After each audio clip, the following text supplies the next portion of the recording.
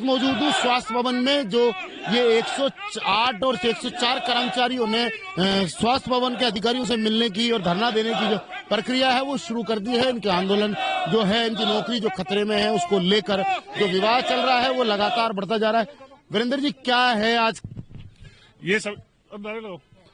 हमारे जो 104 एम्बुलेंस है वो सरकार के द्वारा टेंडर नहीं करने के कारण बंद हो गए। ये वो लोग हैं जो बेरोजगार हो गए। आज पूरे राजस्थान में 1200 कर्मचारी बेरोजगार हो गए। 3 महीने से इनको वेतन नहीं मिला, तो हमारे पास सारा क्या है? इसलिए आज हम यहाँ पे प्रदर्शन कर रहे हैं, सरकार को दिखाने हैं कि इनका क्या करोगे। बेरोजगार कहाँ जाएंगे बेरोजगार लोग? अभी तक कोई सरकार से किसी से बात नहीं हो पाई है? नहीं, सरकार बात ही नहीं करना चाहती ना। सरकार तो अगर ये चाहती तो आज तक हो ही जाता। ये सारी लापरवाही सरकार की है, टोटल लापरवाही सरकार की है। सीएमएचओ से बातचीत हुई आप लोगों की? नहीं, सीएमओ साहब के पास कोई इन्होंने यहाँ से कुछ बना के नहीं दिया कि कैसे वो चलाएंगे, किसको रखना है, किसको नहीं रखना है। सीएमओ साहब क्या करें इसके अंदर? सीएमओ साहब की उसमें कोई गलती नहीं है।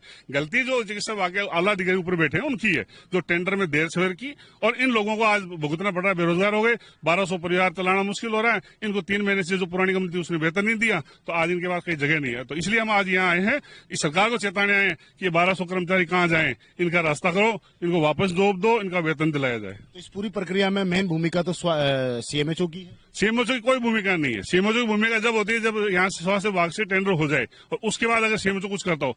जब टेंडर ही नहीं किया, टेंडर में इनको पता था कि 2025 दिसंबर टेंडर खत्म होना है, तो इनको करना था 6 महीने पहले। ये स्टार्ट किया इन्होंने नवंबर 25 से। मतलब क्या हुआ उसका? आपने 1.5 महीने प्रक्रिया नहीं की, अभी तक प्रक्रिया धीन है। गाड़ियां बंद हो, आज 1 महीने से ज्यादा होने आया, लेकिन इनको कोई फर्क नहीं पड़ता, क्योंकि वो जननी सुरक्षा है। इसमें कौन सफर कर रहा है?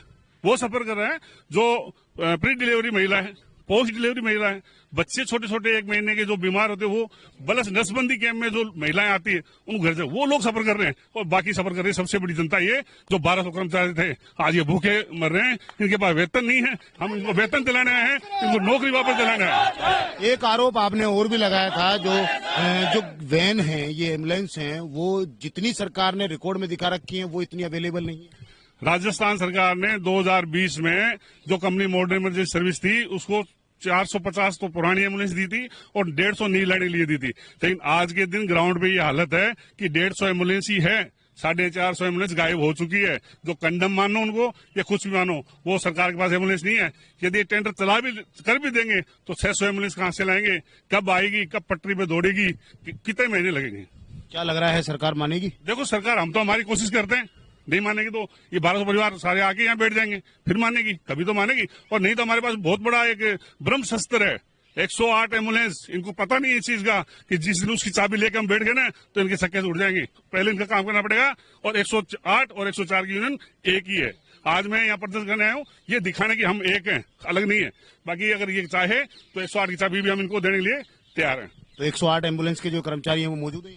नहीं, अभी नहीं है, काम कर रहे हो अपना, लेकिन हमारे साथ ही है। हम जब चाहे, लेकिन हम जब तक उसको काम में नहीं लेंगे कि वो आम जनता की सर्विस है, आम जनता की जान बचाने का काम करते हैं।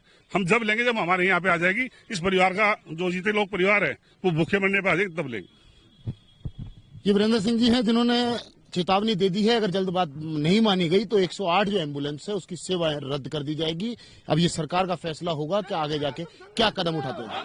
कैमरामैन घनश्याम मिश्रा के साथ मोहम्मद नफीस, जयपुर से।